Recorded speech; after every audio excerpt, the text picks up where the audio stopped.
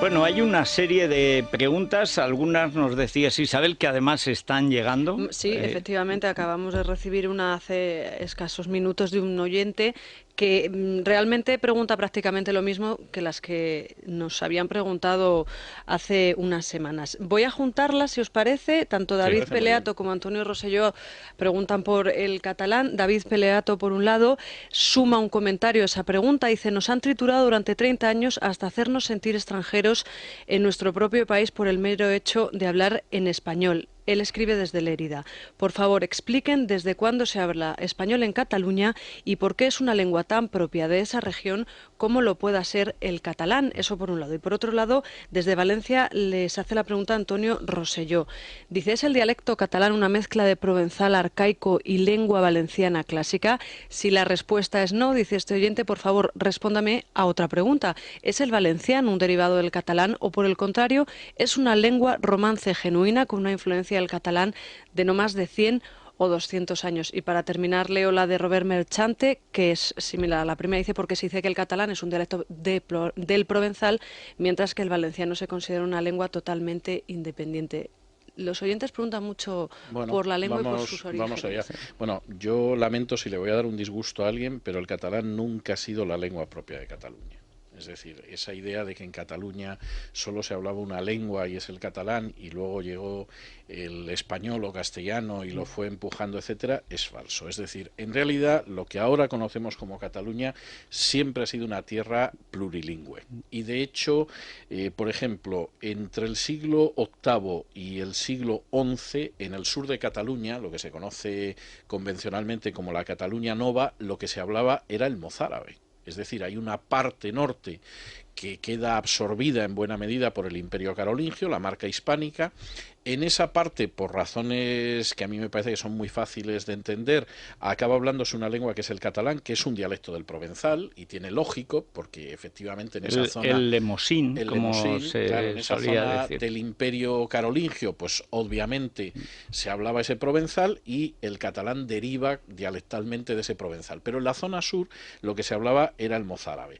Durante el siglo XII, Cataluña, lo que ahora llamaríamos Cataluña, ya es muy plurilingüe. Por ejemplo, en las Cortes habitualmente la gente culta no quiere hablar catalán y habla occitano. Hasta tal punto que la poesía catalana de la época, los poetas que son catalanes prefieren escribir en occitano, porque les parece una lengua más culta, más hermosa que el catalán y no usan el Hay catalán. que decir que es la lengua DOC, Exactamente, la lengua era DOC. efectivamente la lengua de prestigio, Sí, teniendo en cuenta que en esos entonces momentos. el 95% de la gente era absolutamente analfabeta, nacía, crecía y moría analfabeta. Es decir, que había un pequeño sector de la población, eso sí, muy cualificado. Y que hay algo que pasa con lo de la poesía, parecido al catalán, algo más tarde, es que es con Alfonso el Sabio, Con el gallego. que es el Sí. que crea, Alfonso X el Sabio es el que crea realmente el castellano moderno, con capacidad, digamos, universitaria, lectiva, es decir, un hijo del latín de verdad. Pero en la poesía usaba el gallego. Sí. ¿Por qué? Pues porque tenía más prestigio y hay que decir, y porque sonaba mejor. Luego el castellano ha mejorado, pero el gallego primitivo, que era una variante también del romance latino, como era el de Valencia, el de Aragón, el de Castilla es una cosa rara, porque el castellano nace como un esqueje raro del latín contra el vascuence, y nace ahí en ese límite. Pero la lengua fina, digamos, musical Sí. y de música, porque se cantaba la poesía, era el gallego. Sí, Y por es supuesto eso. Alfonso X el Sabio, y era rey de Castilla, por supuesto en prosa, escribe en castellano, crea el castellano moderno, pero en verso lo hace en gallego. Lo escribe y compone además. Y hay que decir además, y esto me parece muy interesante, que durante el siglo XII, que efectivamente en la parte norte de Cataluña se habla el catalán y convive con el occitano, además en Cataluña se hablan una serie de lenguas aparte, de manera natural. Se sigue hablando el mozárabe en el sur de Cataluña, se habla el italiano, se habla el hebreo en las comunidades judías y lo que empieza a utilizarse, y esto es bastante, yo creo que bastante revelador, como lengua franca para que se entiendan los distintos habitantes de Cataluña, es el castellano. Es decir, el castellano no aparece impuesto por la dictadura del general Franco, por Felipe V. El castellano se abre paso incluso en la Cataluña del siglo XII porque era la lengua que podían utilizar todos para entenderse. Con Jaime I el Conquistador, el catalán cobra fuerza en la corte, es decir, de alguna forma acaba desplazando a ese occitano que tenía mucho peso en la poesía de la época, pero curiosamente en el archivo de la Corona de Aragón son muy pocos los documentos de la época en catalán. Hay documentos en latín, hay documentos en parla aragonesa, hay documentos en hebreo, hay algunos documentos en catalán y hay muchos más documentos en castellano. Es decir, cosa nada obligada en aquel momento porque hubiera una imposición castellana. Y curiosamente además, y esto es algo que ya se va a mantener, a partir del siglo XII, efectivamente, la lengua franca, para que se entienda toda la gente en Cataluña, es el castellano. Hay que decir que eso es otro de los argumentos inapelables de la Sí. profunda españolidad de Cataluña, que ahora la perderá o lo que sea, eso es igual, pero el pasado es el pasado. El castellano, y ahí está la historia de la lengua española de Rafael Sí. Lapesa, en Gredos, que es insuperable. El castellano prospera precisamente porque no era la lengua de nadie, prospera como lengua franca, como coiné, Sí. para que todos los que hablaban romances distintos, que habían evolucionado a su manera bajo los moros o con los cristianos, pero en términos de aislamiento, se entendieran. Y para entenderse, pues curiosamente triunfa la lengua que no se parece a las demás, que es la más rara, que es el castellano, que tiene las vocales del euskera, Sí. esas vocales pocas, muy grandes, etcétera, y unas consonantes rarísimas, que no son las consonantes suaves del romance evolucionado, sino esas R's, Z's, J's y tal, que son totalmente raras, pero al mismo tiempo es un idioma sencillo.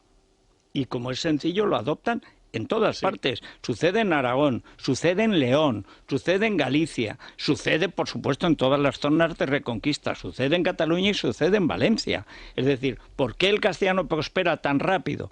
Porque no se parece a nadie, pero le sirve a todos.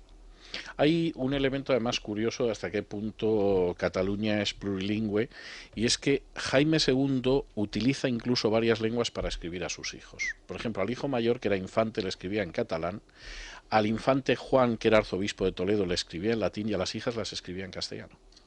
Es decir, lo cual indica hasta qué punto eso de la lengua específica de Cataluña pues es un camelo. Y por cierto, si me permites, voy a acabar esta primera parte de la respuesta con una anécdota.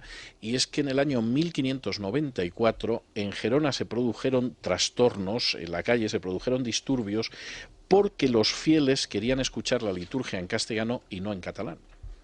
Y efectivamente hubo que recurrir a la fuerza pública. ¿Esto cuándo? 1594. Fíjate Pero hay tú. bastantes casos, es decir, insistían. Parece 1959. Totalmente. Sí. Y es curioso que los fieles estaban muy hartos de los obispos en general, porque los obispos se empeñaban en la catalanización de la liturgia, y por el contrario los fieles preferían escucharlo en español. Es una cosa verdaderamente muy curiosa. Hay muchos ejemplos. Hay algún obispo protestando y diciendo que por qué se empeñaban si no entendían el castellano. Bueno, pues no lo entenderían, pero querían escuchar la parte de la misa que no era en latín, que era por ejemplo la homilía, pues la querían escuchar en castellano.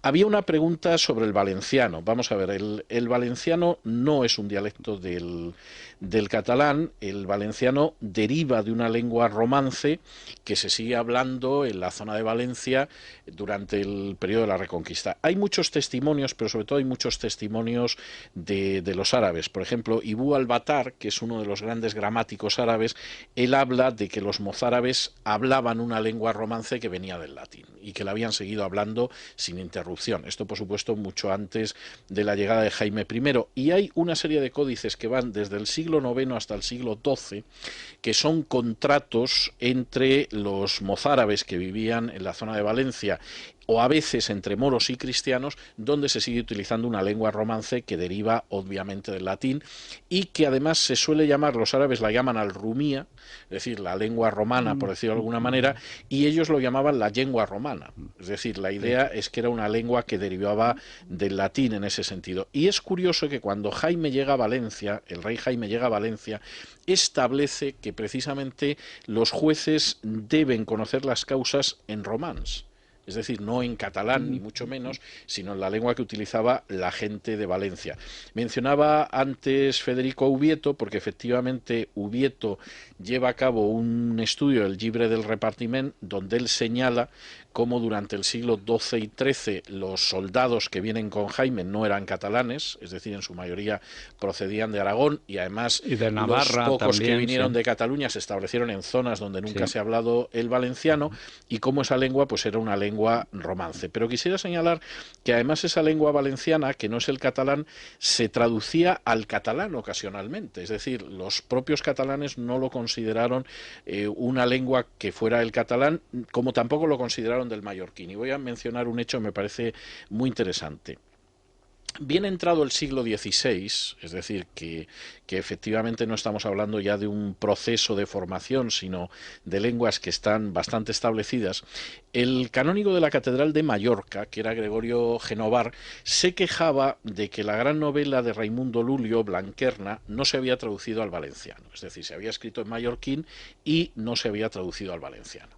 Lo cual quiere decir que el mallorquín y el valenciano se consideraban lenguas distintas y desde luego no se consideraban catalán. Y entonces le pide a un doctor en artes y en teología que se llamaba Juan Bombalich que traduzca del mallorquín al valenciano Blanquerna para que la conozcan los valencianos. Y le llama a él porque le dice, bueno, usted no es valenciano, es catalán de origen, pero usted es el que mejor conoce a Raimundo Lulio, y entonces va a traducir bien este libro.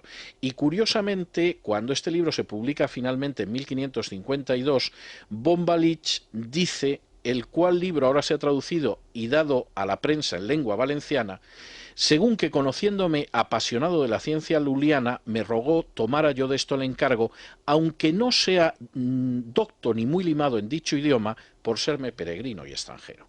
Es decir, el catalán traduce al valenciano, pero reconoce que el valenciano no es su lengua y que él lo ha traducido fundamentalmente porque él conoce bien a Raimundo Lulio y lo puede hacer. Es decir, por lo menos en el siglo XVI y desde luego antes, porque hubo todo un renacimiento de la lengua valenciana que es anterior al renacimiento del castellano y que es paralelo al renacimiento italiano, pues el valenciano, el mallorquín y el catalán son contemplados como lenguas distintas e incluso se traducen obras de una lengua a otra. Y quisiera decir que en ese sentido los grandes autores del renacimiento catalán, que son Antonio Canals o Jaume Roig o Usías March o San Vicente Ferrer o Sor Isabel de Villena, etcétera, siempre establecieron que ellos lo que hacían era seguir la vulgar valenciana lingua, que era como ellos la denominaban, ¿no? Y en este sentido, evidentemente no, el valenciano no es ni mucho menos un dialecto del catalán, es una lengua distinta, aunque existen relaciones muy fuertes entre las distintas lenguas porque a fin de cuentas vienen del latín. Hay una cosa importante que conviene recordar. En estos momentos se está utilizando una compilación, digamos, una unificación que estableció Pompeu Fabra a principios del siglo XX, de un catalán de Barcelona, del barceloní, que es exactamente, era el dialecto barcelonés del catalán, barceloní, que es lo que luego se ha extendido a través de la educación pública en Cataluña y que actualmente se impone en Baleares, en Valencia, en Aragón, donde se dejan los Marcelí Iglesias de turno, etcétera. Eso no es ni siquiera el catalán, eso es una unificación que hace Pompeu Fabra, que se carga buena parte del catalán genuino, sí, plural, disperso. Bien, probablemente en todas las lenguas tiene que haber algo así. Hombre, en español tuvimos la suerte de tener a Nebrija muy pronto, con los Reyes Católicos. Pero el problema es el mismo. Si se ha de cargarse, si los políticos quieren cargarse el idioma original, no español, que puede ser el mallorquín o el valenciano, ¿por qué importar el de Barcelona de Pompeu Fabra? Si no es ese. Lo que se está haciendo en Aragón, que eso sí que no es un crimen. Es un crimen, un delito y además una estupidez. Y además no exenta de latrocinios. Si el que quiera estudiar catalán, que estudie catalán, que sea el de Pompeu Fabra, pero no impongas como una lengua de ese territorio lo que nunca se ha hablado en ese territorio. pero no se ha hablado nunca, pero de la misma manera que nadie en Mallorca ha hablado nunca como un señor de Barcelona. Ahora a la fuerza, tal vez.